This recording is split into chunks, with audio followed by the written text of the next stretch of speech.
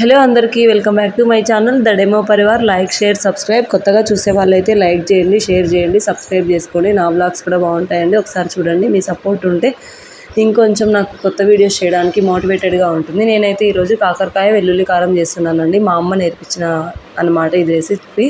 చాలా సింపుల్ అండి. చాలా మంది కాకరకాయ అంటే చేదుగా ఉంటుందనేసి బియ్యం నీళ్ళలో కడిగేయడం, పసుపు నీళ్ళు, ఉప్పు వేసి పిండేసి చేయడం అదంతా ఉంటుంది. అదంతా ఏం చేయనండి. నేను పైన చెక్క అంతా తీసేసి నీట్గా కడిగి తర్వాత ఇలా చిన్న ముక్కలుగా కట్ చేసేసుకొని కొంచెం ఆయిల్ ఎక్కువగానే వేసానండి.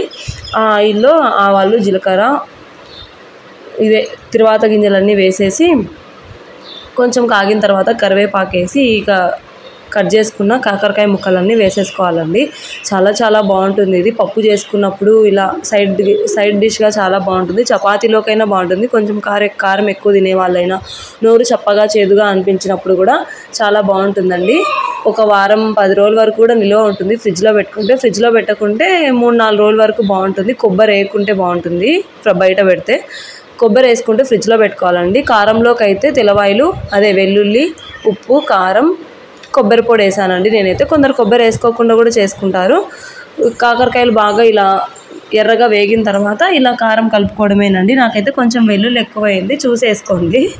సరిపోతుందండి. కొంచెం వేడి మీదనే ఇలా కలబెట్టేసుకుంటే రెంతా కలిసిపోతే చాలా బాగుంటుంది. నేను కొంచెం వెల్లుల్లి ఎక్కువ తింటే బాగుంటుంది అనేసి పిల్లలకి వేశాను.